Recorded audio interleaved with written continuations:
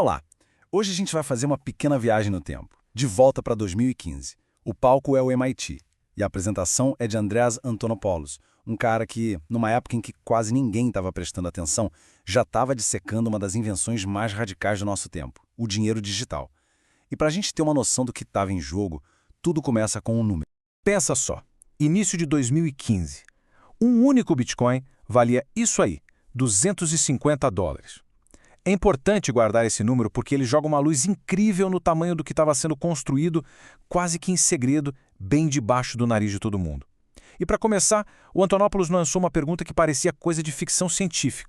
Essa pergunta é genial, né? Ela resume perfeitamente o mistério e a escala do que estava acontecendo. Imagina só, um supercomputador global, mais poderoso do que qualquer coisa já feita pelo ser humano, simplesmente surgindo do nada. E a resposta para esse enigma é o que torna essa história toda tão fascinante. Então, quem era o dono dessa máquina? Qual governo, qual corporação bilionária estava por trás disso? A resposta é ninguém. Esse supercomputador misterioso era, na verdade, a própria rede Bitcoin. Uma rede de computação distribuída com um poder que, sério, era difícil até de colocar em perspectiva na época. A escala da coisa é simplesmente absurda. Pega o poder dos 600 supercomputadores mais rápidos do mundo lá em 2015, soma tudo. A rede Bitcoin ainda seria milhares de vezes mais poderosa. E o mais maluco, não foi construída em laboratórios secretos do governo. Foi construída por entusiastas, como o próprio Antonopoulos disse, por geeks em suas garagens. Mas a grande pergunta é, para quê? Para que construir um monstro desses? Que problema essa máquina imensa estava tentando resolver? Bom, a resposta está na natureza do nosso sistema financeiro. O Antonopoulos descreveu esse sistema com uma palavra ótima. Ele disse que o nosso dinheiro é mole. Em inglês ele usou o mushy, que é tipo uma coisa meio pastosa, sabe? Maleável. E o que isso quer dizer na prática? Quer dizer que todo o sistema se baseia na confiança que a gente tem em instituições, bancos, governos, empresas de cartão de crédito. E o problema é que essa confiança pode ser torcida, pode ser quebrada, pode ser usada como uma arma. E para deixar isso bem claro, ele usou um exemplo bem polêmico, mas muito poderoso. E aqui está o centro da questão. Em um certo momento, Visa, Mastercard e PayPal simplesmente decidiram bloquear doações para o Wikileaks. Ao mesmo tempo, essas mesmíssimas plataformas permitiam doações para organizações como a Ku Klux Klan. Agora, independente do que se pense sobre qualquer um desses grupos, o ponto crucial do Antonopoulos é o seguinte: num sistema mole, os intermediários podem ser pressionados a censurar transações. O dinheiro vira uma ferramenta de controle político. A invenção do Satoshi Nakamoto, o Bitcoin, foi uma resposta direta a esse problema. A ideia era simplesmente substituir a confiança, que é frágil e humana, pela certeza fria e imutável da matemática. Em vez de confiar em pessoas, a gente passa a confiar num algoritmo. E o motor que faz tudo isso girar se chama prova de trabalho. A prova de trabalho, ou Proof of Work, é basicamente a espinha dorsal da segurança do Bitcoin. É o que aquele supercomputador global está fazendo o tempo todo, 24 horas por dia.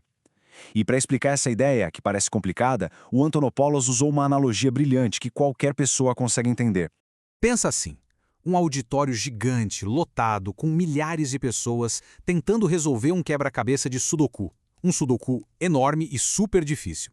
O primeiro que consegue resolver grita Eureka e ganha um prêmio. Aí vem a parte genial. A rede automaticamente ajusta a dificuldade do Sudoku para que, na média, uma nova solução sempre apareça a cada 10 minutos. Se mais gente entra na competição, o jogo fica mais difícil. Se um pessoal desiste, ele fica mais fácil. É essa competição global constante que mantém tudo funcionando. E aqui está a mágica da coisa. Qualquer um consegue olhar para um Sudoku já resolvido e em segundos verificar se ele está certo. É fácil. Agora, resolver esse mesmo Sudoku do zero, isso exige um trabalho imenso. E é exatamente essa diferença que garante a segurança da rede. Para alguém conseguir trapacear, teria que refazer todo esse trabalho computacional mais rápido do que o resto do planeta inteiro somado, o que é praticamente impossível. Por isso, ser honesto na rede não é só uma escolha moral, é a escolha mais lucrativa. Com essa base de segurança matemática, o Bitcoin se torna muito mais do que só uma moeda. Ele vira dinheiro programável. E as implicações disso, lá em 2015, a gente estava só começando a arranhar a superfície. Esse contraste aqui é fundamental. O sistema tradicional é mole por natureza e não tem como endurecê-lo. Uma transferência bancária sempre pode ser revertida por alguém. Já o núcleo do Bitcoin é o oposto. Ele é duro, é irreversível. Mas, e aqui está o pulo do gato, em cima dessa base dura, a gente consegue construir camadas moles, flexíveis, usando programação. Uma crítica comum é: mas se eu for enganado, perdi meu dinheiro para sempre. É verdade, o núcleo é como entregar dinheiro vivo. Só que, como Antonopoulos argumentou, isso é só metade da história. Por ser programável, dá para criar serviços em cima dele, como um sistema de custódia, por exemplo. O dinheiro fica preso e só é liberado quando as duas partes cumprem o combinado. Isso é proteção ao consumidor. No fim das contas, a gente tem o melhor dos dois mundos, a certeza de um núcleo duro com a flexibilidade de camadas programáveis por cima. E é assim, com essa pergunta, que a análise de 2015 nos deixa. Uma pergunta que, anos depois, continua sendo talvez uma das mais importantes da nossa era. O que realmente acontece quando a base do nosso sistema de valor deixa de confiar em autoridades e passa a confiar na certeza da prova matemática? Bom, essa é uma resposta que ainda está sendo escrita.